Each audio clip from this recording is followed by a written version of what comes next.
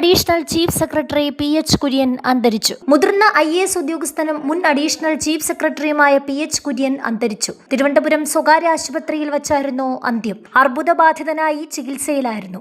വെള്ളിയാഴ്ച രാവിലെ തിരുവനന്തപുരം മുട്ടടയിലെ വീട്ടിൽ ഭൗതികദേഹം എത്തിക്കും. തുടർന്ന് അന്നു വൈകിട്ട് സൗത്ത് പാമ്പാടിയിലെ പുല്ലൂക്കോട്ടയിൽ വീട്ടിൽ ഭൗതിക ശരീരം കൊണ്ടുവരും.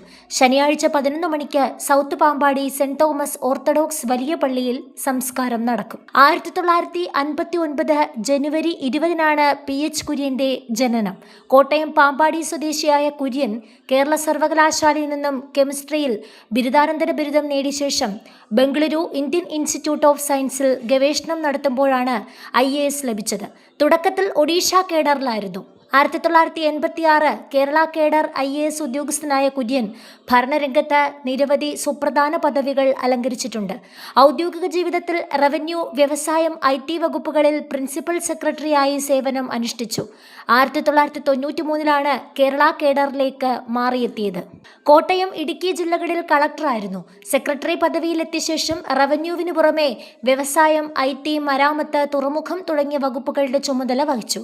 സയൻസ് ആൻഡ് ടെക്നോളജി വകുപ്പ് executive vice president, housing department additional chief secretary, science and technology വകുപ്പ് secretary, Kerala state industrial development corporation MD, വ്യവസായ വകുപ്പ് പ്രിൻസിപ്പൽ സെക്രട്ടറി, ഇൻഫർമേഷൻ ടെക്നോളജി വകുപ്പ് സെക്രട്ടറി, വ്യവസായ വകുപ്പ് മാനേജിംഗ് ഡയറക്ടർ, റവന്യൂ വകുപ്പിൽ സ്പെഷ്യൽ സെക്രട്ടറി, പ്രാഥമിക വിദ്യാഭ്യാസ പ്രോജക്ട് ഡയറക്ടർ, തൊഴിൽ വകുപ്പ് labour commissioner, UNICEF under secretary, board of revenue secretary എന്നീ ചുമതലകൾ വഹിച്ചിട്ടുണ്ട്.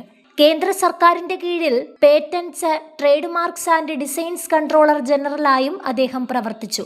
മികച്ച ഭരണാധികാരി എന്ന നിലയിലും IT, വ്യവസായ രംഗങ്ങളിലെ നയരൂപീകരണങ്ങളിലും അദ്ദേഹം നൽകിയ സംഭാവനകൾ ഏറെ ശ്രദ്ധേയമാണ്. ക്യാൻസർ മരുന്നുകളുടെ വില കുറയ്ക്കാൻ അന്താരാഷ്ട്ര ഫാർമസ്യൂട്ടിക്കൽ കമ്പനികൾക്കെതിരെ അദ്ദേഹം കൈക്കൊണ്ട നിർബന്ധിത ലൈസൻസ് നടപടിയും ജനറിക് മരുന്നുകളുടെ നിർമ്മാണത്തിന് അനുമതി നൽകിയതും അന്താരാഷ്ട്ര ശ്രദ്ധ നേടിയിരുന്നു.